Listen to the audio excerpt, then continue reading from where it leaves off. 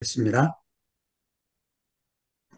그 10월 29일 화요 모임 마가복음 62강 할 차례입니다. 말씀 본문은 마가복음 12장 1절부터 12절의 말씀입니다. 제가 본문을 한번 읽도록 하겠습니다. 예수께서 비유로 저희에게 말씀하시되 한 사람이 포도원을 만들고 산 울로 두르고 집자는 구유 자리를 파고 망대를 짓고 농부들에게 새로 주고 타국에 갔더니 때가 이름에 농부들에게 포도원 소출 얼마를 받으려고 한 종을 보내니 저희가 종을 잡아 심히 때리고 거저 보내었거늘 다시 다른 종을 보내니 그의 머리에 상처를 내고 능욕하였거늘 또 다른 종을 보내니 저희가 그를 죽이고 또 그의 많은 종들도 혹은 때리고 혹은 죽인지라 오히려 한 사람이 있으니 곧 그의 사랑하는 아들이라 최후로 이를 보내며 가로되 내 아들은 공경하리라 하였더니 저 농부들이 서로 말하되 이는 상속자니 자 죽이자 그러면 그의 유업이 우리 것이 되리라 하고 이에 잡아 죽여 포도원 밖에 내어 던졌느니라. 포도원 주인이 어떻게 하겠느냐 와서 그 농부들을 진멸하고 포도원을 다른 사람들에게 주리라. 너희가 성경에 건축자들의 버린 돌이 모퉁이의 머릿돌이 되었나니 이것은 주로 말미암아 된 것이요 우리 눈에 기이하도다 함을 읽어보지도 못하였느냐 하시니라. 저희가 예수의 이 비유는 자기들을 가리켜 말씀하신 줄 알고 잡고자 하되 무리를 두려워하여 예수를 버려두고 가니라. 아멘. 제목을 권세를 가지신 포도원 주인의 비유 이렇게 제목을 잡았습니다. 가진 이렇게 하려다가 가지신 이렇게 한 거는 이 제목에서 권세를 가지신 분이 어떤 분인지를 금방 느끼도록 그렇게 제목을 잡았습니다. 자, 이 비유는 앞에 사건 때문에 예수님이 비유를 하나 이제 말씀을 하신 거죠. 앞에 사건은 이제 누구로부터 온 권세냐? 예수님이 성전을 뒤집어 엎으니까 너는 누구로부터 온 권세를 받고 이런 일을 하느냐?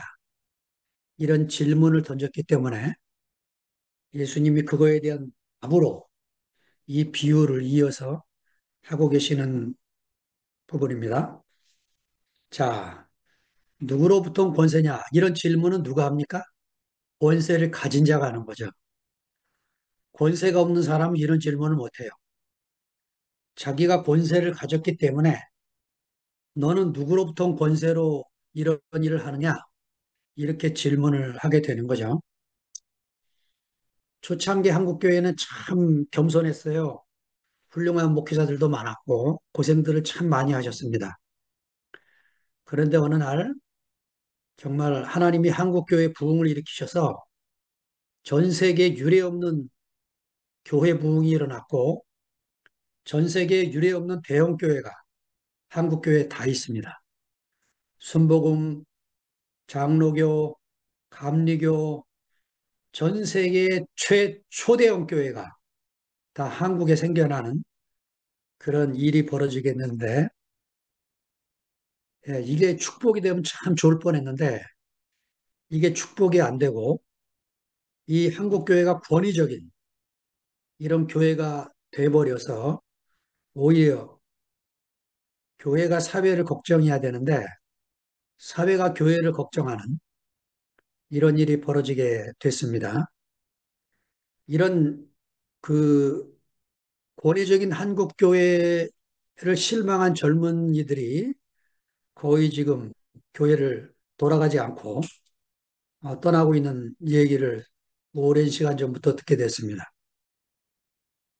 자, 똑같이 이 유대인 당국자들의 이 권세, 이런 권세를 가진 자들에게 도전할 수 있는 생각을 가진 사람은 아무도 없었습니다.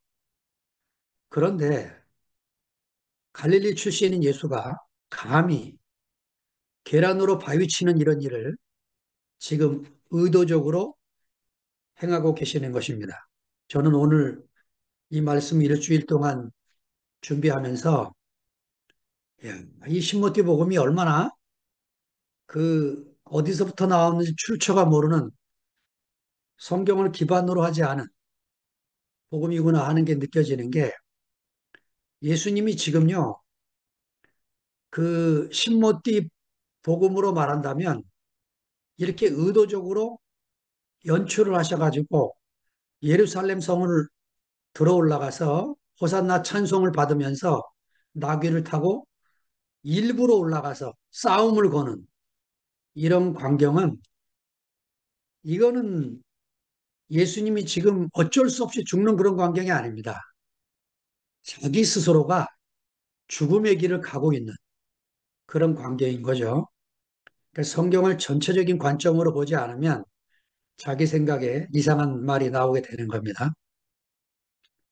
왜 예수님은 이 그 바리새인 서기관, 이 장로 당국자들에게 세례 요한 이야기를 왜 꺼냈는가?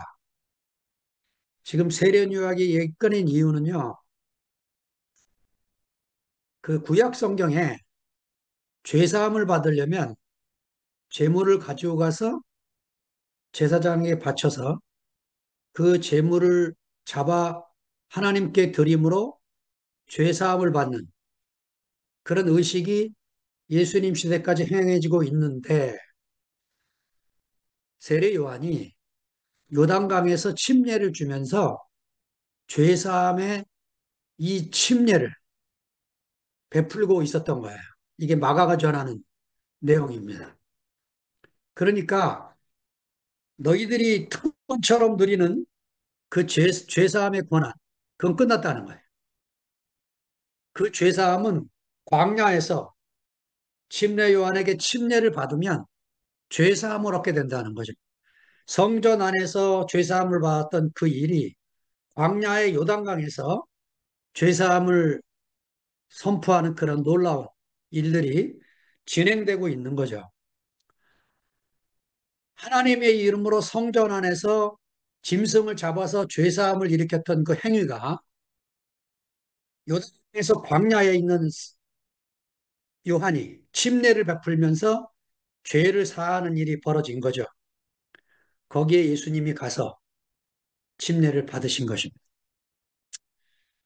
그 마가는 예수님이 왜 침례를 받으셨는지 그 이유를 설명하지 않고 있어요.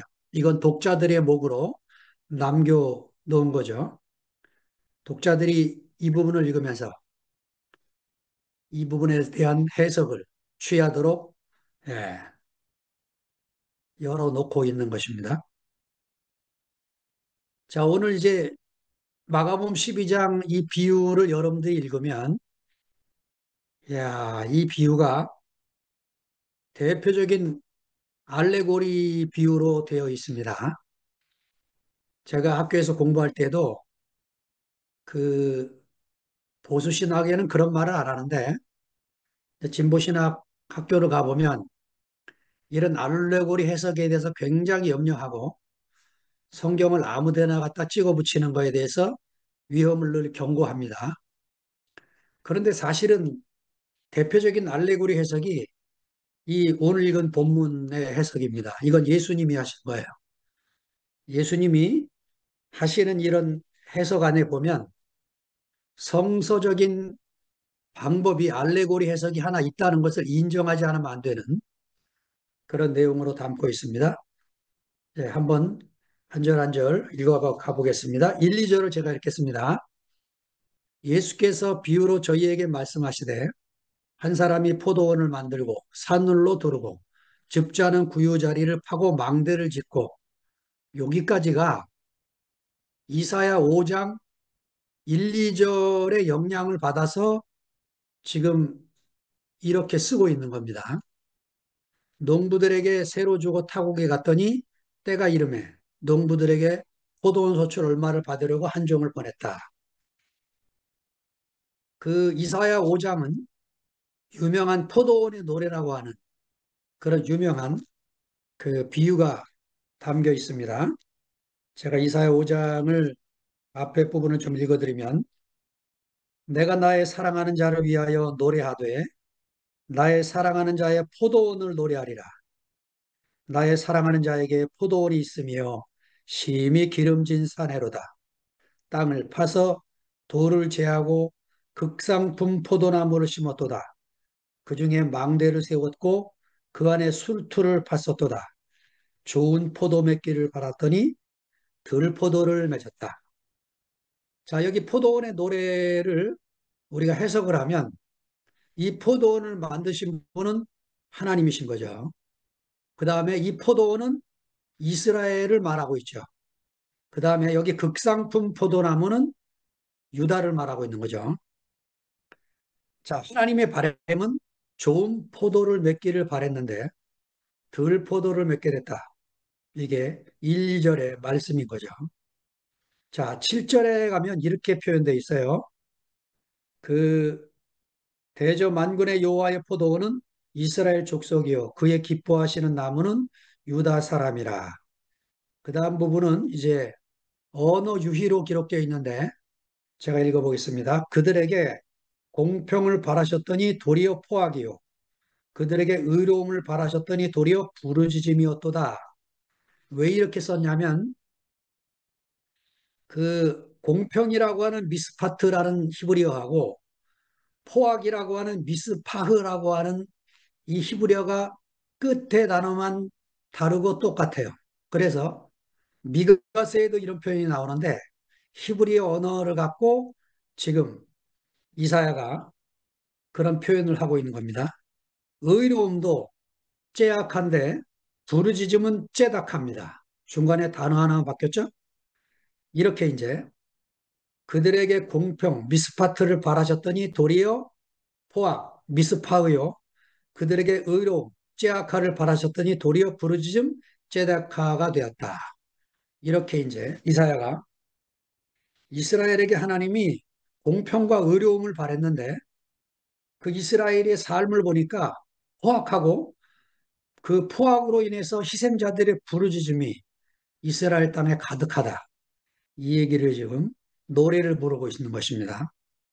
자, 예수님이 이제 이 비유를 이 당국자들이 다 알고 있었기 때문에 이 비유를 배경으로 예수님이 한 비유를 만들어내신 거죠. 여기 지금 1절에 나오는 한 사람, 이 사람이 농부들에게 포도원을 만들고 세를 주어 간 분, 하나님이시겠죠. 그 다음에 이 농부들에게 새로 주고 타고 갔다 할 때 이 농부들은 누구겠어요? 네, 지금 예수님이 누구로부터 온 권세냐? 자기에게 이렇게 묻고 있는 사람들을 가리켜서 비유로 들고 있는 광경이 되겠죠. 자, 3절부터 5절 읽습니다. 저희가 종을 잡아 심히 때리고 거저 보내었거늘 다시 다른 종을 보내니 그의 머리에 상처를 내고 능욕하였거늘 또 다른 종을 보내니 저희가 그를 죽이고 또 그의 많은 종들도 혹은 때리고 혹은 죽인지라. 그 이 땅을 잃은 소작농들이 욕심이 생겨서 주인이 보낸 종을 공격하고 되돌려 보내는 일이 그 시대에 종종 있었다는 거죠. 자, 그 농부이신 하나님이 이스라엘을 경작하도록 당신의 종들을 보냈지만 이스라엘인 이 하나님의 종들인 선지자들을 핍박하고 괴로움을 주고 죽이기까지 한 것이 구약 성경의 대부분의 내용이죠. 자, 역대하 36장은 역대하의 마지막 결론입니다. 역대상하를 기록한 그 저자가 역대하 36장 15절 16절에 이렇게 말해요. 그 열조의 하나님 여호와께서 그 백성과 거하시는 곳을 아끼사 부지런히 그 사자들을 그 백성에게 보내어 이르셨으나 그 백성이 하나님의 사자를 비웃고 말씀을 멸시하며 그 선지자를 욕하여 여호와의 진노로 그 백성에게 미쳐서 만회할 수 없게 하였으므로, 이렇게 역대 저자가 결론을 이렇게 내리게 한 것처럼 이스라엘 지도자들은 하나님의 말씀을 전혀 들을 생각이 없이 역사를 지내왔기 때문에 이런 일들이 생기게 됩니다. 그 마태복음 23장에도 예수님의 탄식이 나오는데 이거를 예언자의 탄식이라고 그래요. 이 예루살렘아 예루살렘아 선지자들을 죽이고 내게 파송된 자들을 돌로 치는 자여, 암탉이 그 새끼를 날개 아래 모음같이 내가 내 자녀를 모으리 한 열이 몇 번이냐? 그러나 너희가 원치 아니하였도다. 보라 너희 집이 황폐하여 버림바 되리라. 예, 예수님도 이런 탄식을 하셨는데 지금 비유 속에 나오는 이 농부들이 이런 일을 하고 있는 거죠. 6절을 봅니다. 오히려 한 사람이 있으니 곧 그의 사랑하는 아들이라. 최후로 이를 보내며 가로되 내 아들은 공경하리라 하였더니, 예, 이 종들을 보내니까 때리고 죽이니까 참 이, 이 농장주, 예, 이런 농주를 이제 부재 어, 농장주라고 표현하는데 자기가 살고 있는 동네 땅을 가지고 있는 분이 아니고 멀리 도시에서 이 땅을 갖고 있기 때문에 그 농부들에게 소작을 붙여서 수입을 걷는 이런 사람들을 말하는 거죠. 이 사람들이 지금 아들을 보내면 내 아들은 공경할 거다. 이런 기대를 가지고 지금 말하고 있는데 이 사랑하는 아들은 청중들이 듣자마자 아, 이 예수님 자신을 말씀하시는 거구나 하는 것을 알아차리도록 그렇게 지금 마가가 기록을 하고 있는 거죠. 1장 11절에 보면 예수님이 침례를 받으실 때 하늘이 갈라지면서 하늘로부터 소리가 났죠. 이는 내 사랑하는 아들이니 내가 기뻐한다. 또 9장 7절에 가면 변화산에서 제자들을 위해서 하나님의 음성이 다시 한번 들립니다. 어, 이는 내 사랑하는 아들이니 너희는 저의 말을 들으라. 이 사랑하는 아들이라는 말이 오늘 본문까지 3번 나와요. 마가복음 안에. 그, 이 비유를 보면요. 그, 저, 얼마나 하나님이 오래 참으시는지 감동하지 않을 수 없어요. 예, 농부들이 3번을 보냈을 때 농부들에게 농장주가 종을 3번 보냈을 때 심히 때리고 상처 입히고 능욕하고 심지어 죽이까지 했다. 마가가 지금요, 이 점층법을 쓰는 거죠. 점점 완악해져 가는 이 농부들을 이렇게 표현하고 있는 거죠. 마지막에 아들을 보냈는데 여기서 이제 우리는 하나님의 마음, 이 하나님의 긍휼, 이것을 이제 만나게 되는 거죠. 출애굽기 34장 6절에 가보면 시내산에서 부르는 하나님의 노래가 나옵니다. 그 첫째 돌파는 우상 숭배한 이스라엘 백성들 때문에 깨집니다. 사실은 이 돌판이 깨졌을 때 하나님의 마음도 깨졌겠죠. 그래서 2번째 돌판을 깎아서 내게로 올라오라 하고 하나님이 다시 모세를 시내산에 초대했어요. 모세가 돌판 2개를 깎고 다시 시내산을 올라갔는데 하나님이 시내산에서 이런 노래를 부릅니다. 여호와로라 여호와로라 자비롭고 은혜롭고 노하기를 더디하고 인자와 진실이 많은 하나님이로다. 제가 목소리가 안 좋지만 이 노래를 한번 부르겠습니다. 여호와로라 여호로다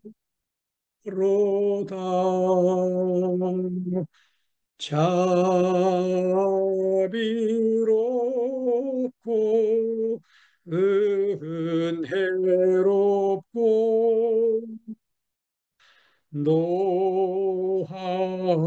노하기를 더디하고 인자와 진실하신 하나님.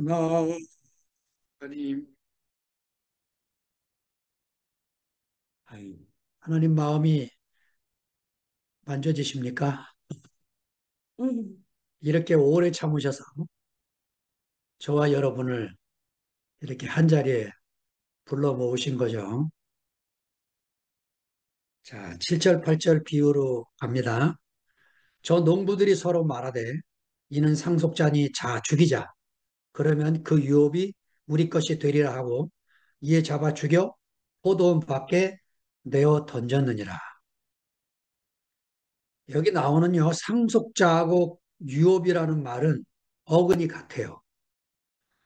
상속자는 클레로노모스고 유업은 클레로노미아, 기업 혹은 상속 이런 말입니다. 그 바울도 이 로마서 8장에서 17절에 보면 이 비유에 나오는 이 상속자라는 단어를 이렇게 써요. 자녀이면 또한 후사 곧 하나님의 후사요. 그리스도와 함께한 후사니 이 후사라는 말이 클레로노모스 상속자라는 말입니다. 자녀이면 또한 상속자요 하나님의 상속자요 그리스도와 함께한 상속자니 우리가 그와 함께 영광을 받기 위하여 고난도 함께 받아야 될 것임이니라. 예, 하나님이 주시는 상속은 고난과 함께 받는 겁니다. 룰루랄라 휘파람 불면서 받는 상속이 아니고 법원에 가서 싸워서 받는 상속이 아니고 고난과 함께 받는 상속이 바로 하나님이 주시는 영광의 유업입니다. 나봇의 포도원을 빼앗은 아합 이야기가 왕상에 나오는데 시간 되시면 나중에 읽어보시기 바랍니다. 아주 이런 폭군인 나봇, 아, 저기 아합이요. 이 나봇의 포도원이 마음에 드는데 저걸 어떻게 못 뺏어가지고 몸살을 앓으니까 아합의 부인 이세벨이 왕이여 걱정하지 마십시오. 내가 갖다 바치겠습니다 하고는 동네 저기 깡패들 두 사람을 불러다가 지시를 해요. 그래가지고는 나봇을 말에 태워갖고 그 나봇을 막 그렇게 칭찬을 하다가 갑자기 그 왕을 저주했다고 소리를 지르게 만듭니다. 이래가지고 그날 나봇을 죽여요.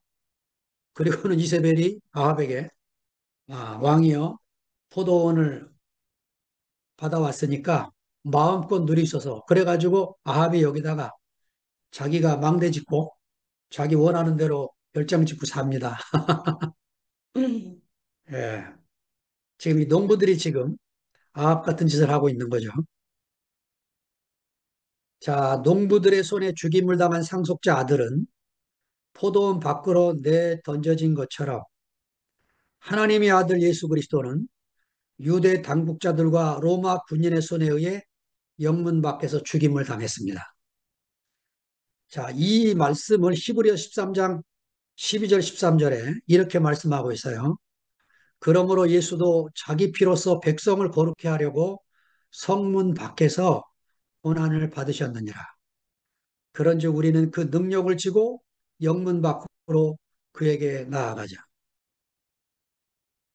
자, 영문 밖에서 죽임을 당하신 예수 그리스도를 향하여 나아가자는 거죠. 구약의 표현은 이렇게 어떤 지경, 이런 땅을 이제 비유로 이렇게 말을 하고 있는데 우리가 교회 생활을 해보면 이 영문밖이 따로 있는 게 아니고 우리 안에 내가 지은 경계, 이런 것들이 영문밖이 돼서 내가 안팎을 가르고 이런 일이 생겨나서 이제 과정을 겪게 되는 거죠. 우리가 이런 경계를 허물게 되면 어디 가나 주님 계신 곳이 하나님 나라고 하나님과 함께 있는 것이고 주님과 연합된 세계에 살고 있는 거죠. 자, 그러니까 이 상속자는요, 하나님 나라와 연결이 돼 있어요. 그러니까 내가 상속자라면 내가 속한 곳은 하나님의 통치가 이루어지는 곳이고 하나님의 통치 안에서 내가 상속을, 유업을, 기업을 누리게 되는 사람으로 살게 되는 거죠. 예. 외국에 나가 있는 한 자매가 오늘 전화가 왔는데 자기 두 자녀하고 대화를 하는 내용을 들었는데 제가 그렇게 축복해 줬어요. 야, 자매 참 훌륭하다.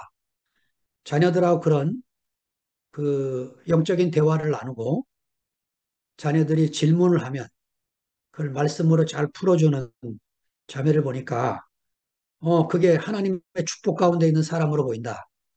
그런 거냐고 묻더라고요. 그래서 제가 유업에 대한 얘기를 했어요. 예, 우리가 하나님의 상속을 어떻게 받는지, 우리가 상속자로 산다는 것이 무엇인지, 그런 얘기를 나누게 됐습니다. 우리 주변에 있는 사람들이 내 기업이고 유업이고 상속임을 잊지 말고 사십시다. 자, 9절 읽습니다. 포도원 주인이 어떻게 하겠느냐? 와서 그 농부들을 진멸하고 포도원을 다른 사람들에게 주리라. 아, 아마 이 마가가 요 앞절도 그렇고 요 구절도 이렇게 이제 의문문으로 이렇게 적어 나가기 시작을 합니다. 낭독자가 이렇게 낭독을 하는 거죠. 포도원 주인이 어떻게 하겠느냐? 그러면 청중들이 그가 와서 그 농부들을 진멸하고 포도원을 다른 사람에 줄 것입니다. 이렇게 대답을 한다는 거예요. 우리가 오해하기 쉬운 거는요. 성경을 눈으로 읽도록 되어 있는 게 아닙니다. 이 성경은 소리 내서 이게 사실은 음률이 있는 책인데 히브리인들도 그 식민지 생활을 하도 하고 나라를 흩어져 가지고 그 음률을 히브리인들도 잃어버렸어요. 근데 구약 성경 시편에는 이 음률의 흔적이 남아 있습니다. 그러니까 안식일에 모여서 같이 낭독을 하고 읽었던 것입니다. 제가 낭독자를 읽을 테니까 여러분의 청중을 마이크 키지 말고 그냥 읽으시면 됩니다. 제가 낭독자를 읽습니다. 포도원 주인이 어떻게 하겠느냐?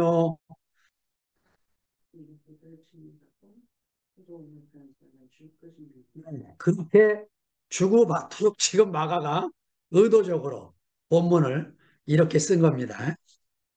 자, 10절, 11절을 읽습니다. 너희가 성경에 건축자들의 버린 돌이 모퉁이의 머릿돌이 되었나니 이것은 주로 말미암아 된 것이요 우리 눈에 기이하도다함을 읽어보지도 못하였느냐 하시니라. 그 히라보 문장은 너희가 이 성경을 읽어보지 못하였느냐 이 자가 들어가요. 너희가 이 성경을 읽어보지 못하였느냐. 왜냐하면 이 지금 고위 당국자들도요. 이 시편 118편 22절 23절 이거를 예수님이 인용하고 있는데 이 내용을 이 장로들도 서기관들도 이 사람들도 다 바리새인들도 알고 있는 내용이에요. 그래서 예수님이 지금 이런 질문을 던지고 계시는 거죠. 하지만 그들은 건축자들의 버린 돌이 누구를 가리키는지 길도 없고 물을 묻지도 않고 이렇게 된 거죠. 평생을 성경을 끼고 살았으면 쓴 말입니다. 이건 사실은 저를 향한 말입니다. 저도 평생을 성경을 끼고 살았는데, 예, 성경의 지식으로 예수를 알았지, 이 생명의 예수, 예수 안에 있다는 말이 하나님의 경륜 안에서 그것이 하나님의 나라를 이루게 되는 이 당연스러운 결과를 보지를 못하고 제가 목회한 10년 이상을 가슴이 답답해서 살다가 하나님의 은혜로 여러분을 만나게 된 겁니다.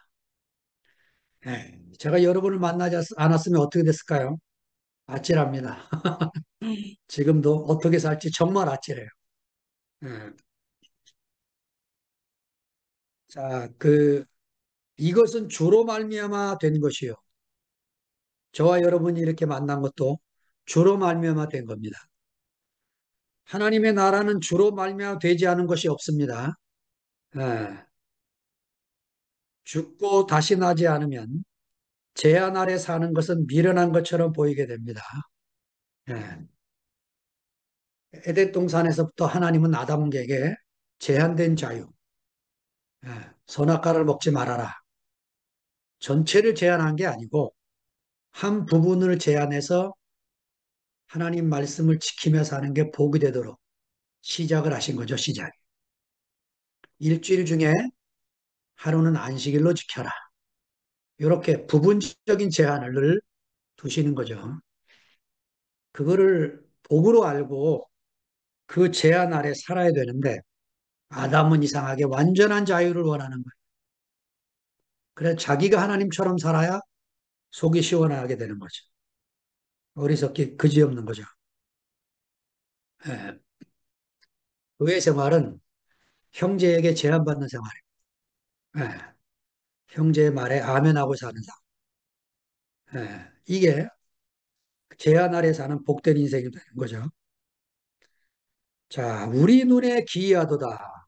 이 기이하도다 다음마저는 놀라다.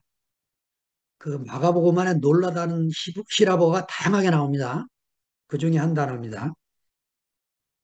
그 엑세프레소라고 하는 단어도 있고, 자, 여기서는 다우마저라고 썼는데, 하나님이 행하시는 것을 보면 이런 고백이 저절로 나오는 거죠. 예, 놀라고 또 놀라는 것이 되는 거죠.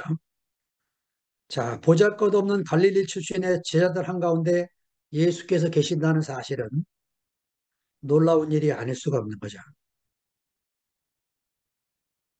사실은요, 예수님 시대 이전부터 소크라테스 때부터 인류의 스승들은요, 똑똑한 제자들을 삼아요. 머리 좋은 제자들. 이런 사람을 제자로 삼아야 자기 이름이 남기 때문에 석가모니도 그렇습니다. 석가모니 제자들도 석가모니의 가르침을 머리로 외울 정도로, 예, 아마 화엄경 같은 경우 거의 다 외워서 썼다는 얘기를 들었어요. 그렇게 놀라운 제자들입니다. 한 번 들으면 잊어버리지 않는. 그런데 예수님은 제자들을, 그런 똑똑한 제자들은 다 예루살렘 가에 있잖아요. 한 사람도 예루살렘에서 제자를 삼지 않습니다. 예수는 갈릴리 어부들, 이런 사람들을 제자로 삼는 거죠. 이렇게 기이한 거예요. 우리 눈에 보기에 정말로 기이합니다. 저도 정말 기이한 게 어떻게 저 같은 사람 말씀을 듣기 위해서 오늘 또 이제 20명이 넘는 분들이 이렇게 줌에 앉아 계시는지, 아이고, 방송하고 정말 죄송하고 고맙기도 하고 제 눈에도 기이합니다. 어, 어제 저녁에 간증을 듣는데 정말 놀라운 간증을 들었어요. 미라자매 간증을 들으니까 저도 처음 박경찬이라는 이름을 처음 들었는데, 야, 정말 예, 그 상도 형제를 안아줬다고 하는데 저도 한번 보면 나를 안아줬으면 좋겠다 하는 소망이 생깁니다. 그런 연약한 사람은 자기보다 더 연약하게 보여야 안아주게 되죠. 자기보다 나아 보이고 강하게 보이면 가까이 할 수가 없는 거잖아요. 제 소망이 그렇습니다. 네, 어제 간증 듣다 보니까 양현호 형님 간증, 목마름이 두려움을 이긴다. 아, 놀라운 간증이었습니다. 흩어졌으니 무난하게 된다. 정말 이런 간증들이 교회 안에서 남아서 우리 가슴을 적시고, 예, 우리가 대대로 이거 기록으로 남겨야 될 놀라운 간증들이 교회 안에 쏟아져 오고 나오고 있다는 게 정말 감사가 됩니다. 자, 마지막 12절 있습니다. 저희가 예수의 이 비유는 자기들을 가리켜 말씀하신 줄을 알고 잡고자 하되 무리를 두려워하여 예수를 버리도가 아니라. 이 저희가가 누구냐면 당국자들이죠. 예, 11장에 나왔던 그 바리새인 서기관들, 장로들, 이 당국자들이 이제 예수에게 이런 질문을 던진 의도가 드러나고 있는 거죠. 예. 지금 예수님이 이 12장의 비유를 만든 그 목적이 자기들을 향하고 있다는 것을 제 아들보다 더 잘 알았어요. 아마 제 아들은 예수님이 이 비유를 왜 하시나 이러고 있었겠죠.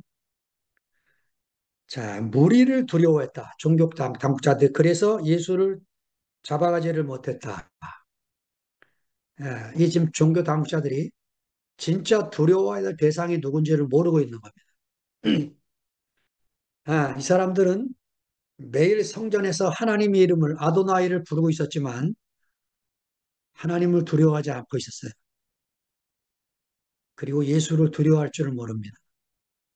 이러니까 이 표면으로 볼 때 이 갈릴리 촌놈 예수 두려워할 일이 없겠죠. 그래서 결국은 예수를 십자가에까지 끌고 가는데 아주 공로를 세우는 그런 유대인들이 됩니다. 자, 요 12절까지가 이제 마가가 기록한 예수님의 비유인데요. 마태와 누가가 그 뒤에 첨부하는 내용이 있습니다. 누가의 첨부 하나만 써드렸는데 20장 18절에 보면 이런 말씀을 써요. 무릇 이 돌 위에 떨어지는 자는 깨어지겠고 이들이 사람 위에 떨어지면 저를 가루로 만들어 흩뜨리라 하시니라. 이 돌은 누구를 가르친지 아시겠죠? 예, 예수 자신입니다.